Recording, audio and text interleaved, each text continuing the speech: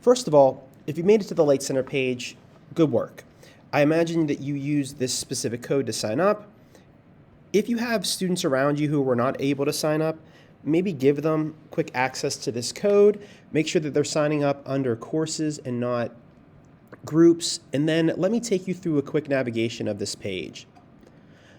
On March 30th, your home-based teacher in the morning should be giving you a few items. First, they'll give you a hard copy of this Holocaust Remembrance Student Reflection Packet, and they'll additionally give you a question card to use during the assembly.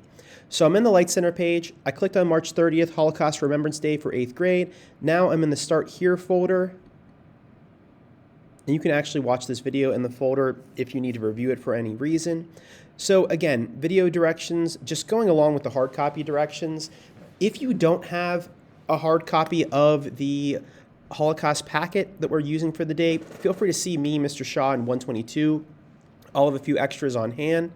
At the beginning of the day on Thursday, after home base, you'll report directly to the auditorium. You do not need to bring your iPad. All you need to bring is something to write with, and please leave all technology in your locker. All you need to bring is something to write with, the question card given to you by your home-based teacher, and the Holocaust Remembrance Reflection Packet that was also given to you by your home-based teacher. During periods 1 and 2, we have 3 different guest presenters who will be talking. We have some student presenters that are our 8th grade students that have been practicing readings of Theresienstadt poetry, the famous quote, "First They Came," and an excerpt from Elie Wiesel's Night. And then Mr. Wenzel, Mr. Lepaka, and myself, Mr. Shaw, will also be talking during the assembly. As far as the questions you should focus on during the assembly, those are on pages 2 and 3 of the packet you received at the beginning of the day in home base. And again, this is just a reminder of what I've just went through. During the presentation, if you hear an idea that you'd like to question or you have a question for one of our presenters, feel free to write down a question on the Questions for Presenters card, check off which of our speakers you'd like to ask the question to, and then towards the end of the assembly, we may have some time for question and answer. Then the afternoon situation is explained here.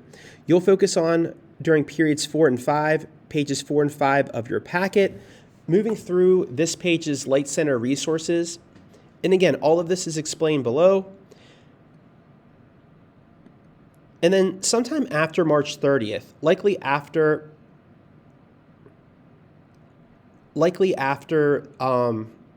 the assembly, you'll probably be asked to do some sort of reflection on the assembly in your literature class.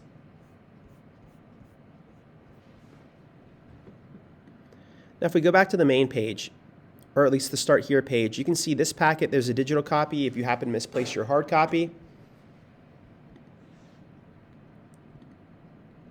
And then Holocaust Remembrance Virtual Sessions, periods 4 and 5, part 2, the information that you're going to need is here. And again, a copy of these directions, video directions, along with a packet, and the agenda to follow for period 4 and 5. For periods 4 and 5, you're going to explore digital resources on the page. Have your iPad, have headphones with you, and if you don't have headphones, see Mr. Wenzel because he has a few extra pairs that you could keep.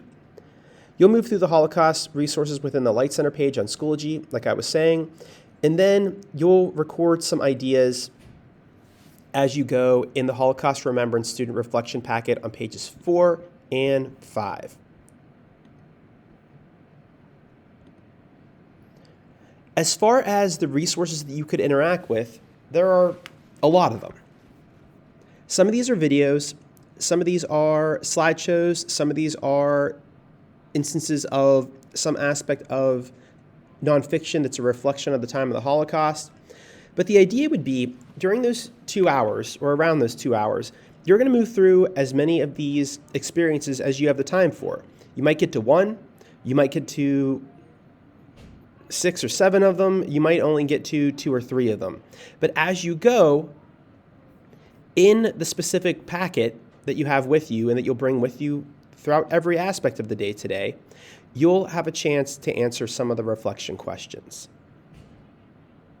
So if we take a look at the packet itself, all the reminders that I'm going through are here if you need to review them. Pretty much everything I've said. Right here at the bottom of the first page is a little explanation of the idea of Holocaust remembrance and the significance of it. The agenda, and again, there's a reminder about the agenda.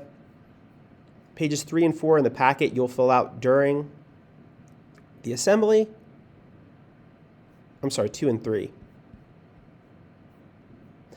Then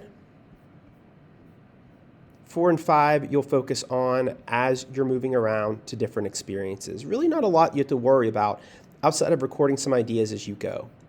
At the bottom, there's a reminder about the creative reflection. Like I said, your ELA teachers will address this after spring break. And just a quick reminder,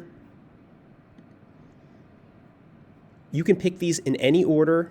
There's no rhyme or reason to how they're listed. If you start an activity and it's not something that you're interested in, I would say go on to something else, work through it asynchronously. But there's plenty here to explore. And again, if you have any questions or concerns, please see me. That's Mr. Shaw in room 122. You could see Mr. Wenzel or you could see Mr. Lepaka. Thank you very much for your thoughtful consideration and your time. Please approach this day with the reverence that it deserves given the nature of the topic. Again, thanks for listening.